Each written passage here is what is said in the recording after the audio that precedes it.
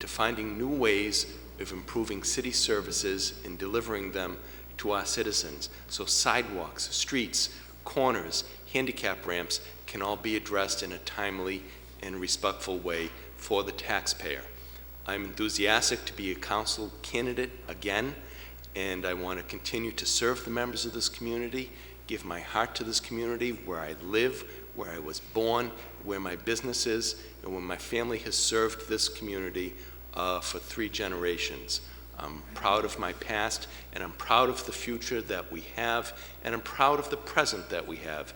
As imperfect as it may be, we're moving forward every day. We're doing the best we can with the $156 million that we have at our disposal, and I want to see us continue to do better each and every year. I want to be a part of that. I want to be part of a reinvigorated Medford Square and all of our business districts, and I hope to serve you in the next 2 years. I'd appreciate your vote on November 3rd. Thank you all. Thank you, Mr. Delarusso. The next to close is Mr. Knight. Thank you very much. My name is Adam Knight, and I reside on High Street with my wife Allison and our son Ryan, and we are expecting our second child in December.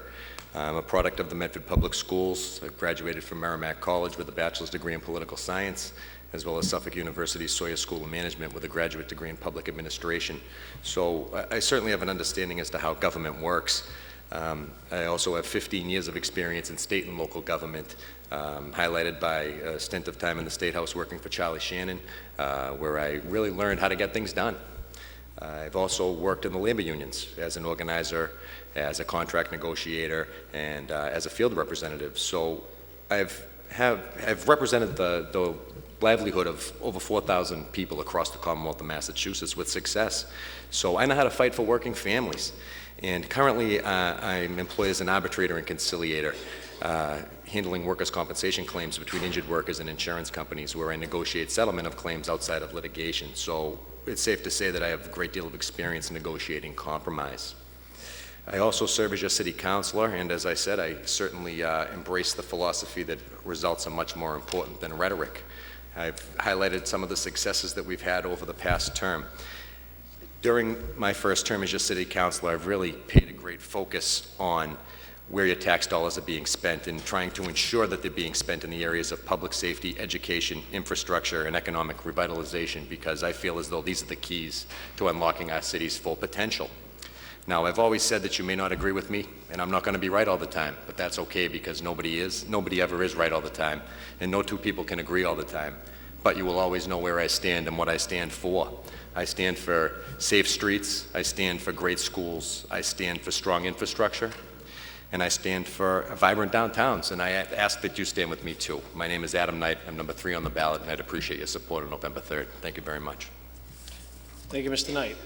Last but not least, Mr. McSweeney. You may begin. Thank you. First, I want to say, I understand that I'm not a polished politician. I'm just a very concerned resident, just like you.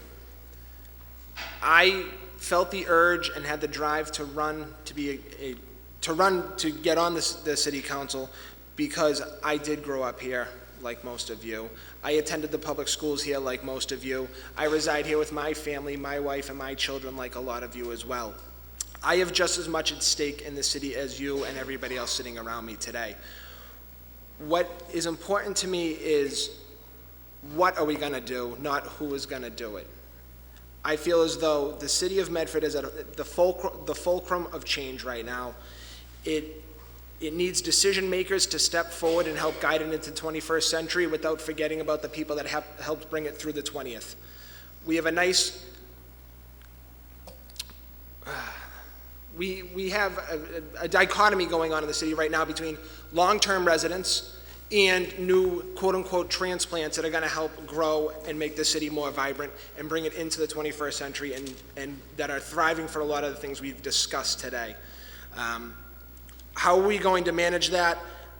I'm not 100% sure, but I know I want to be involved in the conversation because it's a very important conversation to have. Medford is not broken. I absolutely believe that. I know a lot of people are talking about fixing it, repairing it, moving it. It's not broken. It doesn't need to be fixed. It needs to be guided by strong people that are willing to make difficult and sometimes difficult decisions is probably the best way to put it. I believe in transparent financial statements. I want to carefully and continually monitor the property tax increase and show people that cash out of pocket, your property taxes are increasing more than 2.5% year over year. It's important to know, and it's important to know where that money is going and why is it going there. I'm number 10 on the ballot. I would appreciate your vote on November 3rd. Thank you very much. Thank you, Mr. McSweeney. This is the conclusion of round one, but I'd like to end it the way we began by giving all of these candidates a big round of applause.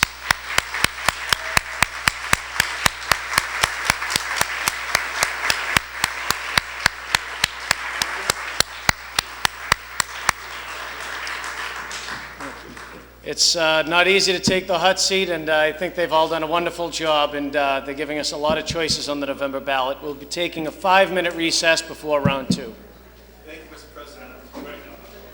Good job.